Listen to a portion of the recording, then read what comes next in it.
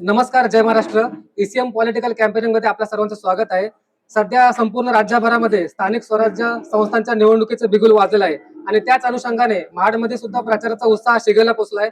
आपल्यासोबत मंत्री महोदय आमदार श्री भरत शेठ गोगावले साहेब स्वतः उपस्थित आहेत. आपण त्यांच्याकडून जाणून घेऊयात. शेठ, काय सांगाल की 2च दिवसांपूर्वी आपण म्हसळ्यामध्ये विरोधकांना मोठा राजकीय धक्का दिलाय.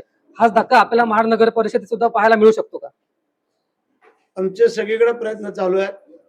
श्रीवर्धनलाही चालू आहे, रोहायला चालू आहे आणि महाड तर आमचं होमपीच आहे.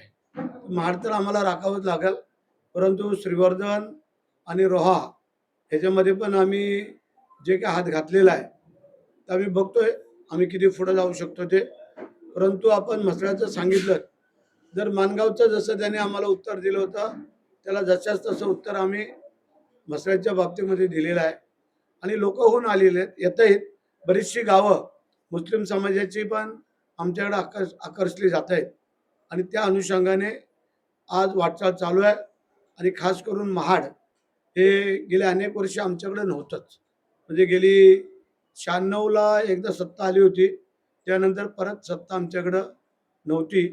त्यासाठी आमचे सगळ्या कार्यकर्त्यांचे, पदाधिकारी, महिला आघाडी, युवासेना, शिवसेना यांचे प्रयत्न चालू आहेत आणि इतर 4-5 पक्ष एकत्र आहेत आणि आम्ही वन मॅन शो एकत्र आहोत.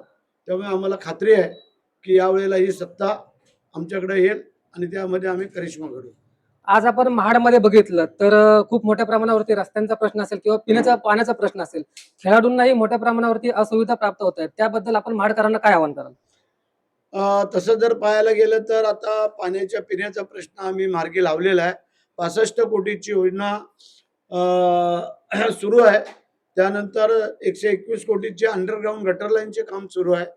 94 कोटीचे डीपी प्लॅनचे रस्ते सुरू आहेत. त्यानंतर शिवाजी महाराज चौक सुशोभीकरण, त्यानंतर महाड ते दादली ब्रिजचं काम आता चालू करतोय जवळ 25 कोटीचं. त्यानंतर गांधारी नदीवरचं 7 कोटीचं पुलाचं काम आम्ही सुरू झालेलंच आहे ते. त्यानंतर एस टी स्टँडच्या समोरचा रस्ता आम्ही परिपूर्ण केला. अंतर्गत काही रस्ते, गटार, त्यानंतर नाना नानी पार्क आणि 125 कोटीची गॅबरिंग वॉल हे त्या सावित्रीला देतोय. त्यानंतर अंडरग्राऊंड 50 कोटीची लाईटची योजनेचं काम सुरू आता करतोय, मंजूर आहे ते. त्यानंतर जर पाहिलं तर वीरेश्वर महाराज तलाव सुशोभीकरण, कोटेश्वरी, हापूस तलाव, अनेक कामं. नंतर एक हॉस्पिटल 100 खाटांचं ट्रामा केअर ते सुरू झालेलं आहे.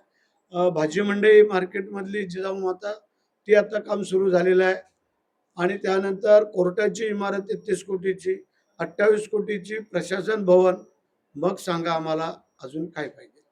ज्या वेळेला आमच्याकडे नगरपालिकेची सत्ता नव्हती तरी जर आम्ही एवढी कामं केली, सत्ता दिल्यानंतर महाड बदललेला असणार आहे एवढं निश्चित, शिंदे साहेबांच्या, एकनाथ शिंदे साहेबांच्या माध्यमातून.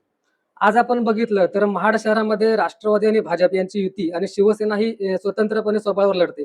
परंतु राज्यात जर आपण चित्र पाहिलं तर हे तिन्ही पक्ष एकत्र सत्तेमध्ये आहेत. मग महाडमध्ये हे समीकरण वेगळं का? स्थानिक स्वराज्य संस्थेच्या निवडणुका आहेत, त्याच्यामुळे सगळ्याच ठिकाणी जुळता अशातला भाग नाही आहे. तसं महाडला आमचं जुळलं नाही. जर खोपोलीला, कर्जतला, माथेरान, अलिबाग आणि आमचं रोहा या ठिकाणी भारतीय जनता पार्टी आमची युती आहे. त्याच्यामुळे काही ठिकाणी युती आहेत, काही ठिकाणी नाही आहेत. त्यामुळे महाडला आमची युती नाही झालेली आहे आणि आम्ही स्वबळावरती लढतोय आणि सत्ताही आणतोय. आज आपण पाहिलं तर विरोधकांकडून आपल्या लोकसभेच्या जुन्या व्हिडिओचा वापर हा प्रचारासाठी केला जातोय. काय त्यांना, विरोधकांना काय सांगाल? ही जी आम्ही केलेली विकास काम आहे ते खोडू शकत नाही आहेत. त्यांनी काही केलेलं नाही आहे, त्याच्यामुळे ते आता जुने व्हिडिओ काढून लोकांचा संभ्रम पसरवत असतील. पण महाडकर नागरिक आमचे शून्य आहेत. सगळ्यात मोठं जर काम माझ्याकडनं कुठलं झालं असेल तर महाड पूरमुक्त आम्ही केलेलं आहे. गेल्या 3 वर्षामध्ये महाडला पूर आलेला नाही आहे. आणि दुसरं एक मोठं काम माझ्या आयुष्यामधलं ते म्हणजे वीरेश्वर महाराजांना पोलिसांची मानवंदना आणि डॉक्टर बाबासाहेब आंबेडकरांना 20 मार्चला पोलिसांची मानवंदना, ही 2 कामं माझ्या आयुष्यातले सगळ्यात मोठे आहेत.